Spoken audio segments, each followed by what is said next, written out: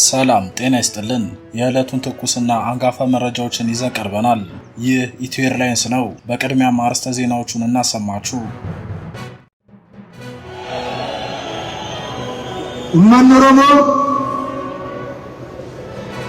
አሲቲ ጨቤ አሲቲ ሰልጲነ ጀልቀቤ አሲቲ ቦቆሳ ጨቤ በኦሮሚያ ክልል በአቶ ሽመልስ አብዲሳ አስተዳደር ስር የተደራጁ የማፊያ ቡድኖች በዜጎች ላይ የሚፈጽሙትን ዘግናኝ ዘረፋና እገታ ተጋለጠ።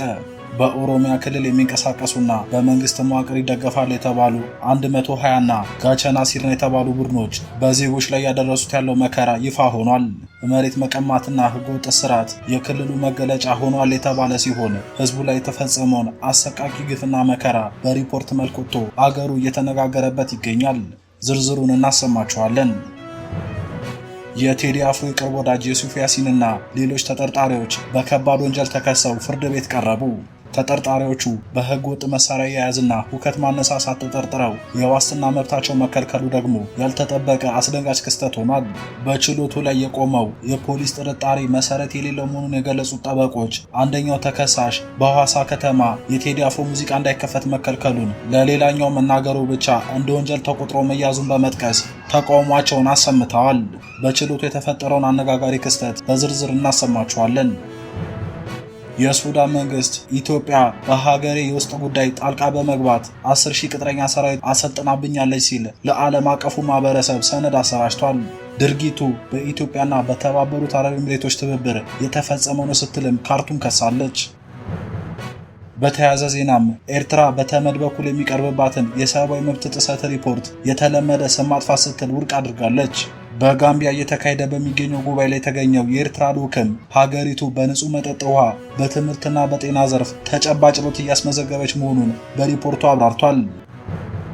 የተከበራችሁ አድማጭ ተመልካቾቻችን እነዚህንና ሌሎች መረጃዎችን ይዘን ቀርበናል። እስከ ፍጻሜው አብራችሁን ቆዩ።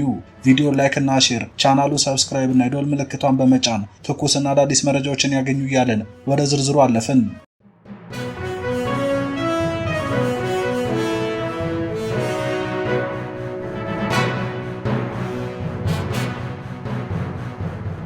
በመጀመሪያም የአቶ ሽመልስ አብዲሳ አስተዳደር ያሰማራቸው የማፊያ ቡድኖችና በኦሮሚያ ከተሞች የተዘረጋው የዘረፋ መረብ ተጋልጧል። በኦሮሚያ ክልል ያለው የሽመልስ አብዲሳ አስተዳደር ከተማዋን በማፊያ ቡድኖች ከበባ ውስጥ ከቷታል የሚሉ ወቀሳዎች እየበረቱ ነው።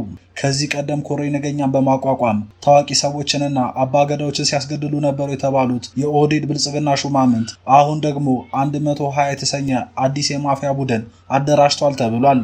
ይህ ቡድን በአምቦና በሌሎች ከተሞች በቀን ዘረፋ፣ እገታና ግድያ በመፈጸም የሚታወቅ ሲሆን ድርጊቱን በማህበራዊ ሚዲያዎች ጭምር ተጋልጦ መነጋገሪያ ሆኗል። አዲስ ስታንዳርድ አንዳንድ ተጎጂዎችን አነጋግሮ ያልተጠበቀ አሳዛኝና ዘግናኝ ታሪካቸውን ይዞ የወጣ ሲሆን በዘገባውም በሻሸመኔ የሚኖሩ አንድ አባት አዲስ የተጋባ ልጃቸው ከ2 ወር በፊት በጠፋበት ሁኔታ ሲቪል የለበሱ ግለሰቦች የልጃቸውን መሬት በሐሰተኛ ሰነድ እንደወሰዱባቸው ይገልጻሉ። ልጃቸው ከጠፋ 5 ወራት ቢቆጠሩም ቤተሰቡ ያልሄድንበት ቦታ የለም ግን መልስ አላገኘንም ሲሉ በምሬት ይናገራሉ። ሌላኛው በዚህ ከተማ የሚኖሩ ነጋዴ ደግሞ በሽጉጥ ተገደው ወደ ኢትዮጵያ ንግድ ባንክ በመውሰድ በሂሳባቸው ውስጥ ያለውን ገንዘብ ለዘራፊዎቹ እንዲያስተላልፉ መደረጋቸውን ገልጸዋል። የባንክ ሰራተኞች ጥርጣሬ እንዲያድርባቸው ዝውውሩ ህጋዊ የንግድ ልውውጥ እንዲመስል ተደርጎ የተፈጸመ ሲሆን ተጎጂው በቤተሰባቸው ላይ በሚደርስ ዛቻ ምክንያት እስካሁን ለባንኩ ባለስልጣናት ለማሳወቅ መፍራታቸውን ተናግረዋል። ወንጀሉ በዚህ ብቻ አያበቃም። አንዲት እናት ለትዳር ያልደረሰች ልጃቸውን ለማያውቁት ሰው በግዳጅ እንዲድሩ መደረጋቸውንና አሁን ድረስ ልጃቸው የት እንዳለች እንደማያውቁ ገልጸዋል። በአሰላ ከተማ ከፍተኛ መዋዕለ ንዋይ ያፈሰሱ አንድ ነጋዴ ደግሞ ንብረታቸውን ከመንግስት ባለስልጣናት ጋር ግንኙነት ላላቸው ቡድኖች እንዲያስረክቡ ካልሆነ ግን እርምጃ እንደሚወሰድባቸው ተነግሮኛል ብለዋል። ነጋዴው ለህይወታቸው በመስጋት ለ30 ዓመታት የኖሩባትን ከተማ ጥለው ወደ አዲስ አበባ መሰደዳቸውን ተናግረዋል። በባቱ ዘዋይ ከተማ ደግሞ ጋቸና ሲርና ወይም የስርዓቱ ዘብ በሚባሉ ሚሊሻዎች አማካኝነት ነዋሪዎች ያለምንም ህጋዊ ደረሰኝ ከፍተኛ ክፍያዎችን እንዲከፍሉ ይገደዳሉ። በቢሾፍቱ በተለይም አረጋውያን መሬታቸውን በፈቃዳቸው እንዲለቁ ከፍተኛ ጫናና የማታለል ድርጊቶች እየተፈጸመባቸው እንደሆነ ተነግሯል። በአጠቃላይ የአምቦ ነዋሪዎች ከተማዋ በአሁኑ ወቅት በከበባ ውስጥ ናት ይሏታል። ድብደባ፣ ህገወጥ ስርዓትና ዘረፋ የከተማዋ መገለጫዎች ሆኗል ተብሏል። ይህ በመንግስት መዋቅር የሚደገፍ የማፊያ ስራ እስከ መቼ ይቀጥላል? ዜጎች በገዛ ሀገራቸው ዋስትና የሚያገኙትስ መቼ ነው? መንግስት ለእነዚህ ተጨባጭ ወንጀሎች የሚሰጠው ምላሽ ተከታትለን የምናቀርብ ይሆናል። እናንተም ያላችሁን መረጃ በኮሜንት አጋሩን። የፌዴራል ፖሊስ ከድምፃዊ ቴዎድሮስ ካሳሁን ቴዲ አፍሮ ጋር የቅርብ ወዳጅነት አላቸው በሚል የሚታወቁትን እነ የሱፍ ያሲንን ጨምሮ ሌሎች ተጠርጣሪዎችን ትላንት ከሰዓት በኋላ ፍርድ ቤት አቀረበ። ከህግ ውጭ የጦር መሳሪያ እስከ ሁከት ማነሳሳት በተዘረጉ ከባድ የጥርጣሬ ክሶች የተጠረጠሩት እነዚህ ግለሰቦች የዋስትና መብታቸው ተከልክሎ ለተጨማሪ ቀናት በማረሚያ ቤት እንዲቆዩ ተወስኗል። የፖሊስ የምርመራ መዝገብ እንደሚያሳየው ተጠርጣሪዎቹ ህግ ውጭ የጦር መሳሪያና አደንዛዥ ዕፅ ይዘው በመገኘት እንዲሁም ሁከትና ብጥብጥ ለማነሳሳት ሞክሯል የሚል ከባድ ውንጀላ ቀርቦባቸዋል። ይህንን ተከትሎም ባለፈው ሚያዝያ 30 ቀን በነበረው ችሎት መርማሪ ፖሊስ ቀሪ ስራዎችን ለማጠናቀቅ ተጨማሪ የ14 ቀናት የምርመራ ጊዜ እንዲሰጠው ፍርድ ቤቱን ጠይቆ ነበር። በወቅቱ የተጠርጣሪ ጠበቆች የፖሊስን የጊዜ ቀጠሮ ጥያቄ አጥብቀው በመቃወም ጠንካራ የመከራከሪያ ሀሳቦችን አቅርበው ነበር። ከጠበቆቹ አንዱ ለችሎቱ እንዳስረዱት ከሁከት ማነሳሳት ጋር በተያያዘ የቀረበው የፖሊስ ጥርጣሬ ሙሉ በሙሉ መሰረት የሌለው ነው ያሉ ሲሆን እንደ ጠበቃው ማብራሪያ አንደኛው ተከሳሽ ወደ ሐዋሳ ከተማ ተጉዞ በነበረበት ወቅት የቴዲ አፍሮ ሙዚቃ በማንኛውም ቦታ እንዳይከፈት መከልከሉን ተከትሎ ይህንኑ መረጃ ለሌላኛው ተከሳሽ መንገሩ ብቻ እንደ ወንጀል ተቆጥሮ ነው ፖሊስ ቃላቸውን የተቀበለው ብሏል። በመሆኑም አንድ ሰው ያየውንና ያወቀውን መረጃ ለሌላ ሰው ማጋራቱ ከመቼ ወዲህ ነው ወንጀል የሚያስብለው ሲሉ ጠበቃው የፖሊስን አካሄድ በጽኑ ተችተዋል። የግራ ቀኙን ክርክር ያዳመጠው ፍርድ ቤትን ብይን ለመስጠት ለግንቦት 5 ቀን ተለዋጭ ቀጠሮ ሰጥቶ የነበረ ቢሆንም ከቀኑ 9 ሰዓት ላይ ተጠርጣሪዎቹ ከጠበቆቻቸው ጋር በችሎት ተገኝተዋል። ይሁን እንጂ እጅግ አጭር በነበረውና ከ3 ደቂቃዎች ያልበለጠው የፍርድ ቤት ውሎ ዳኛው የተከሳሾችን የዋስትና ጥያቄ ሙሉ በሙሉ ውድቅ የሚያደርግ ትዕዛዝ አንብበዋል። ፍርድ ቤቱ ፖሊስ የጠየቀውን የ14 ቀን ጊዜ ቀጠሮ ወደ 9 የምርመራ ቀናት ዝቅ በማድረግ የፈቀደ ሲሆን መርማሪ ፖሊስ ያከናወነውን ተጨማሪ የምርመራ ውጤት ለመመልከት ለግንቦት 15 ቀን ከቀኑ 9 ሰዓት ላይ ተለዋጭ ቀጠሮ ሰጥቶ ችሎቱን በትኗል። ጉዳዩ ፖሊስ ካቀረበው ከባድ ክስና ተጠርጣሪዎቹ ካላቸው ማህበራዊ ትስስር አኳያ አሁንም ድረስ የበርካቶችን ትኩረት እንደሳበ ይገኛል። የሱዳን መንግስት በኢትዮጵያ ላይ እጅግ ከባድ የሆነ ዓለም አቀፍ የክስ ዘመቻ መጀመሩ ተሰማ። የአብይ አህመድ መንግስት 10,000 ቅጥረኛ ሰራዊት አዘጋጅቶብኛል፣ ይህንንም ድርጊት አስቆሙልኝ ሲሉም ለዓለም አቀፉ ማህበረሰብ ጥሪ አቅርበዋል። የሱዳን መንግስት የአዲስ አበባ መንግስት የፈጸመብኝ የሉዓላዊነት ጥሰት ነው ያለውን ጣልቃ ገብነት በሰነድ መልኩ ለተለያዩ ሀገራት ኤምባሲዎች ማሰራጨት ጀምሯል። ይህ ለዲፕሎማቲክ ማህበረሰቡ የተላከው ሰነድ ኢትዮጵያ በሱዳን ውስጥ ጉዳይ ላይ እጇን እያስገባች መሆኑን በዝርዝር ያብራራል። በፓኪስታን እስላማባድ የሚገኙ የሱዳን ዲፕሎማቶች ለሀገሪቱ መገናኛ ብዙሃን እንደገለጹት ከሆነ የኢትዮጵያ መንግስት ባለፈው ጥቅምት ወር 10,000 ቅጥረኛ ሰራዊትን የሚያሰለጥን ካምፕ በኢትዮጵያ ውስጥ መክፈቱን ሰነዱ ያትታል። ሱዳን ይፋ ያደረገችው ሰነድ እንደሚጠቁመው ከጥቅምት ወር ጀምሮ በተከታታይ በነበሩት የህዳርና ታህሳስ ወራት 7,000 የሚጠጋ ቅጥረኛ ኃይል በኢትዮጵያ ውስጥ እንዲሰበሰብ ተደርጓል ብሏል።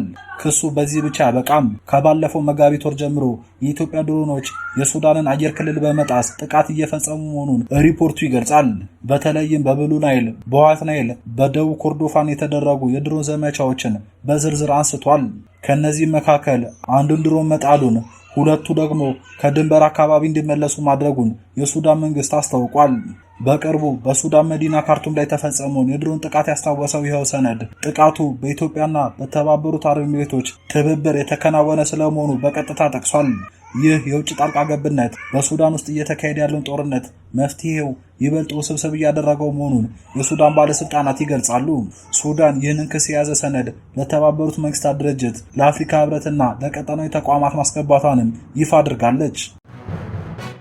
ኤርትራ የተመድ የሰብአዊ መብት ምክር ቤት ስሜን እያጠፋ ነው ስትል ከሰሰች።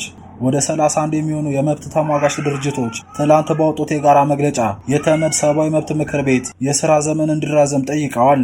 ለምክር ቤቱና ለምክር ቤቱ አባል ሀገራት ባስገቡት በዚህ ደብዳቤም በመጪው ሐምሌ ወር በሚከናወነው ስብሰባ ላይ ራፓርተሩ የኤርትራን ሰብአዊ መብት አያያዝ የተመለከተ ሪፖርት እንዲያቀርቡ አሳስበዋል።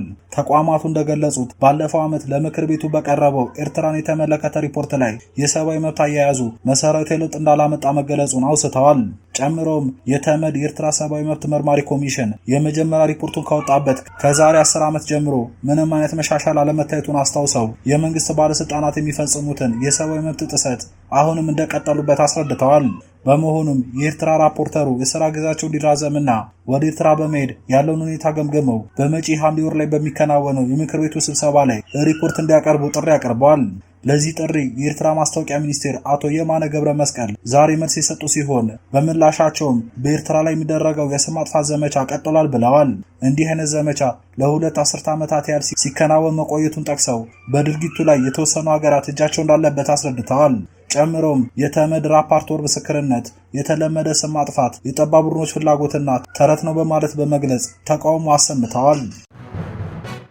ይህ በእንዲህ እንዳለ በጋምቢያ ባንጁል እየተካሄደ በሚገኘው 87ኛው የአፍሪካ የሰብአዊና የሕዝብ መብት ኮሚሽን መደበኛ ጉባኤ ላይ የተገኘው የኤርትራ ልዑክ ሀገሪቱ ቀጣይነት ያላቸው ዓለም አቀፍ ጫናዎች ቢኖርባትም በሰብአዊ መብት አያያዝና በዜጎች ሁለንተናዊ የኑሮ ደረጃ መሻሻል ላይ ተጨባጭ ለውጦችን እያስመዘገበች መሆኗን አስታውቋል። የፊታችን ሜይ 24 35ኛ ዓመት የነጻነት በዓሏን ጽናታችንና ዋስትናችን በሚል መሪ ቃል ለማክበር በዝግጅት ላይ የምትገኘው ኤርትራ የሰብአዊ መብት ጥበቃን ከህዝብ ተኮር የልማት አቅጣጫዎች ጋር አዋህዳ እየሰራችበት መሆኑን የልዑካን ቡድኑ ገልጿል። ልዑኩ ለኮሚሽኑ ባቀረበው ሰፊ ሪፖርት በቁጥር የተደገፉና በመሰረተ ልማት አቅርቦት ላይ ታዩ ለውጦችን አብራርቷል። እንደ አውሮፓውያን አቆጣጠር በ1991 ሀገሪቱ ነጻነቷን ስትቀዳጅ የንጹህ መጠጥ ውሃ ተጠቃሚ የነበረው ህዝብ 13 በመቶ ብቻ የነበረ ሲሆን ይህንንም ከፍተኛ የሆነ የአካባቢና የአየር ንብረት ፈተናዎችን በመቋቋም አሁን ላይ ወደ 85 በመቶ ከፍ ማድረግ መቻሉ ተገልጿል። በተመሳሳይ በነጻነት ማግስት 138 ብቻ የነበሩት ግድቦችና የውሃ ማጠራቀሚያዎች በተደረገው መጠነ ሰፊ ሀገር ኢንቨስትመንት በአሁኑ ወቅት ከ850 በላይ መድረሳቸው ተጠቁሟል። የኤርትራ ልዑክ እነዚህ ሁሉ ለውጦች ቢመዘገቡም አሁንም ያልተፈቱ በርካታ ተግዳሮቶች መኖራቸውን አምኖ ተቀብሏል። ይሁን እንጂ መንግስት ህዝብ ማዕከል ያደረገ የልማት ጉዞ በማስቀጠል ተቋማትን በማጠናከር ለመሰረታዊ አገልግሎቶች ያለውን ተደራሽነት በማስፋትና የዜጎችን የሰብአዊ መብት ሙሉ በሙሉ ለማረጋገጥ የጀመረውን ጥረት አጠናክሮ እንደሚቀጥል አረጋግጧል ብለዋል። በአፍሪካ የሰብአዊ መብቶች ኮሚሽን መድረክ ላይም አዎንታዊና ገንቢ የሆነ የትብብር መንፈሱን አጠናክሮ እንደሚቀጥል ቃል በመግባት መግለጫውን አጠናቋል። ክቡራን ተመልካቾቻችን የዕለቱ መረጃዎቻችን እነዚህ ነበሩ።